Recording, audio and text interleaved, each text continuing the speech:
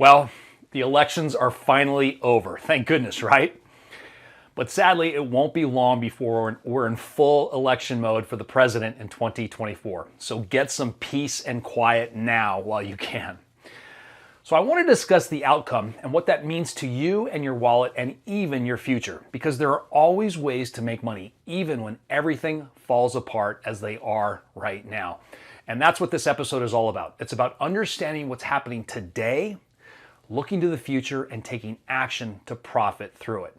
Robert Kiyosaki always talks to it. He refers to it as looking at the macro picture. Because as he always says, too often many people are stuck in the micro and unable to see the big picture. And that always causes problems. And it prevents people from really profiting on what's going on. So stick with me. This episode could shed some light on what you should be doing to prosper in these uncertain times.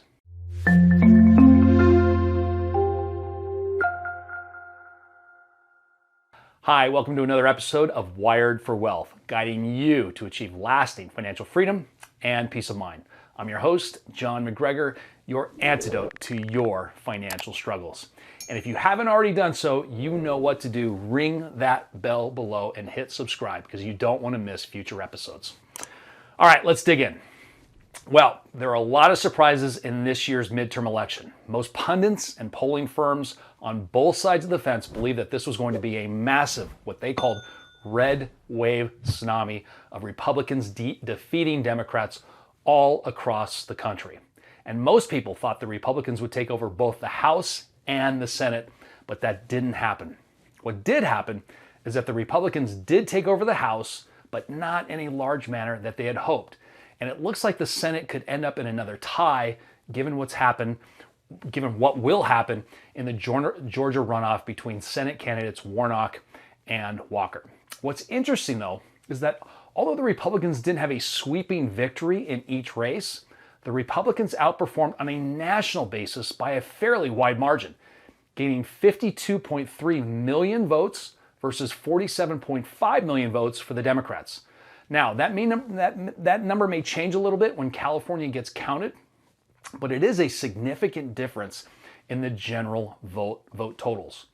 So, the good news of all of this is that Washington, D.C. is in gridlock, and that the stock market loves gridlock, which means our glorious, wonderful, smart politicians can't get much done.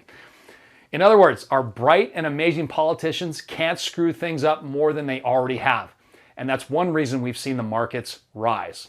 But on the other hand, the bad news is what Biden said when he was asked what he will do differently in the next 2 years of his presidency, given the fact that the Republicans now control the House. Biden, as you would expect, responded with that empty look on his face that we're so accustomed to. He said, "I will do nothing different because everything my administration is doing is wonderful." Now, he didn't exactly say that, but he did say, "I am doing nothing differently because people are seeing what I'm doing." So basically, he's doubling down on destruction. I mean, it's just absolutely amazing to me to hear him say that. Well, I guess it's not that amazing given his track record, but the gridlock does have some negative aspects to it, and it will be difficult to tackle some issues we so eagerly need to get done. We can look forward to more wasteful spending bills being proposed, higher tax proposals, inflation to continue to be a strain on people's lives, more national debt, doubling down on the Green New Deal nonsense, more crime in the streets, a wide open border, meaning our fentanyl problem can only get worse. Let's hope the Republicans can get something done in those areas, but I am not optimistic. But here's the bigger picture when you step back, and something I'm really confused about, and I'd love to hear your thoughts on what you think in the comment section below. So here's the big picture. 75% of Americans on both sides of the political aisle say this country is headed in the wrong direction. 75%. 75% of people think this country is headed in the wrong direction. We have inflation at an all-time high. The stock market has taken a major hit, and most people see significant losses in their retirement plans and their investment accounts. The bond market has blown up. We have sky-high energy prices, as you all know, from the fuel for your car to the fuel to heat your home. We have food shortages where people are now facing the difficult decision, do I eat or do I heat? We have a wide open border and an immigrant invasion that has led to a fentanyl epidemic of epic proportions, where fentanyl overdose deaths are the leading cause of young people dying in this country. Roughly 90 to 100,000 people every year are dying from fentanyl overdoses. Crime across the country is at record levels, including murder, kidnapping, drive-by shootings, violent attacks, carjackings, robbery, and the list goes on. And it's an absolute mess. We have schools across the country attempting to teach our 6-year-olds about sexuality and transitioning their gender. I mean, it's absolutely crazy. We are losing police officers in droves because they're no longer respected or protected. Our military has been depleted, and now they can't hit the recruiting goal by a huge margin, which makes our military even weaker. And it appears that the military is more focused on woke indoctrination than it is on training new recruits to fight. Household debt has soared at its fastest pace in 15 years as credit card use has surged. And the savings rate in this country has dropped like a rock. This will be the most expensive Thanksgiving Americans have ever seen, given the monetary policies this administration has endorsed and implemented. Yes, that is right. Because of all the spending this administration has done, that is the root cause of our inflation.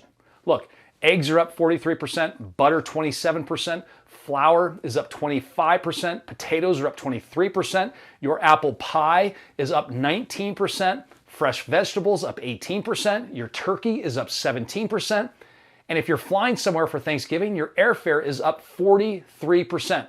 Or if you're driving, the gas to fill your car is up 18%. You have to wonder, how can they possibly say that the inflation rate is at 8%, right? I mean, it makes you wonder what the real number is. I mean, doesn't it? I mean, something is really fishy there. I don't know anything that's not up way above 8%.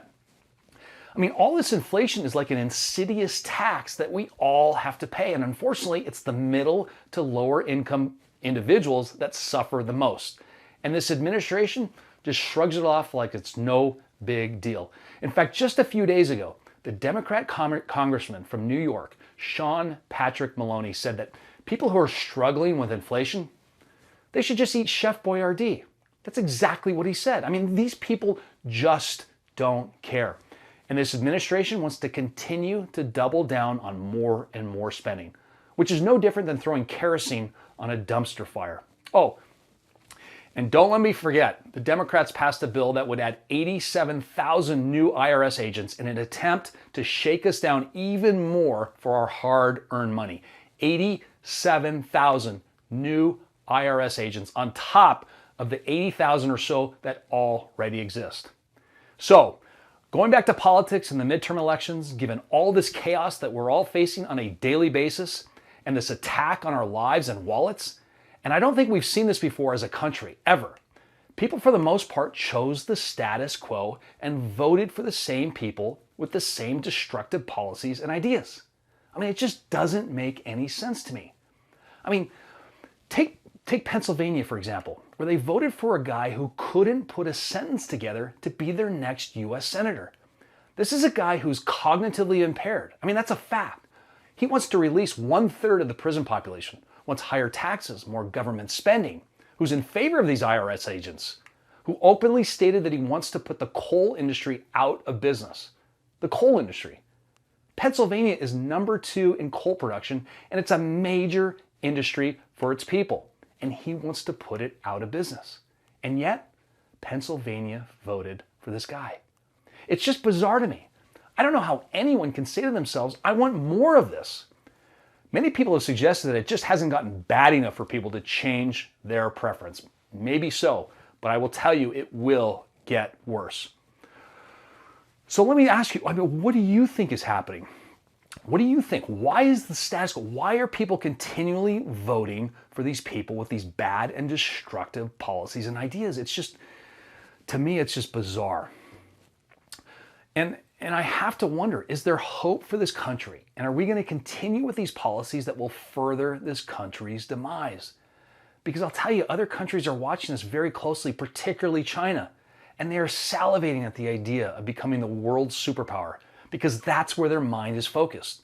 Whereas here in the US, this administration could care less about that. In fact, I strongly believe they're doing everything they can to weaken this country. And I'll save that conversation for another day.